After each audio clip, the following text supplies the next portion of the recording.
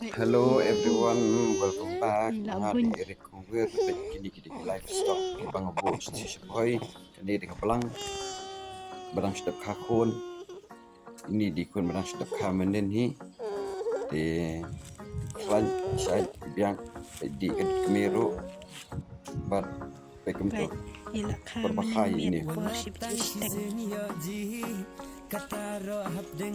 ini jadi di bangsa sebut yang menen ni lah dia nat yang rubo ini lagi katur las tangban makin sungkai ya kak tip lano kan pong lano kan nong tip di kini bilang dan saupuli bahkan dia longsan ini baru dikentai sudah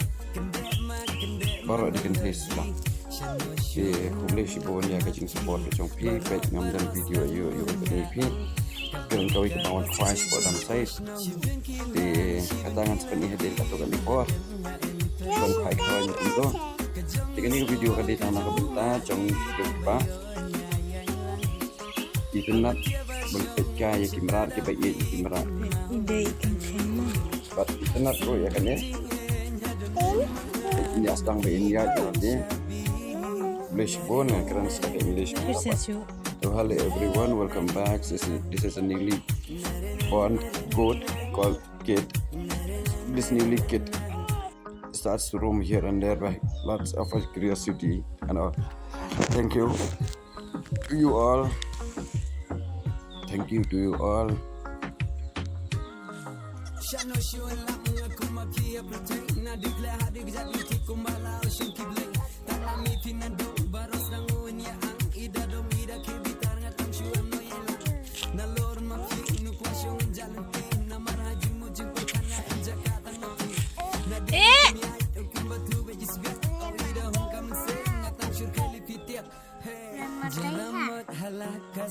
Tatay?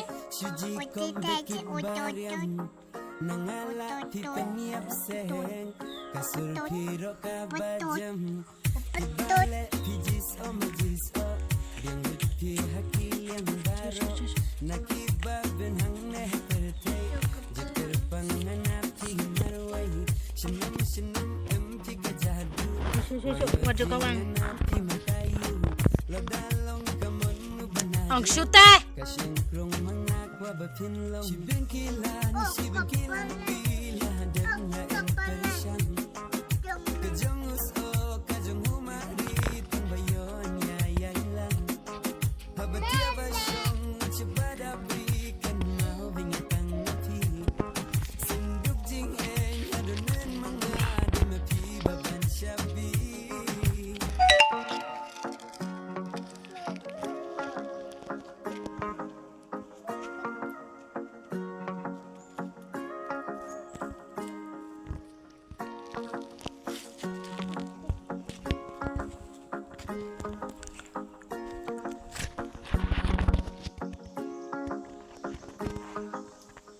Walatang sisenyo ji kataro habdeng langti kadurkman balong mapi kenau benyaman kas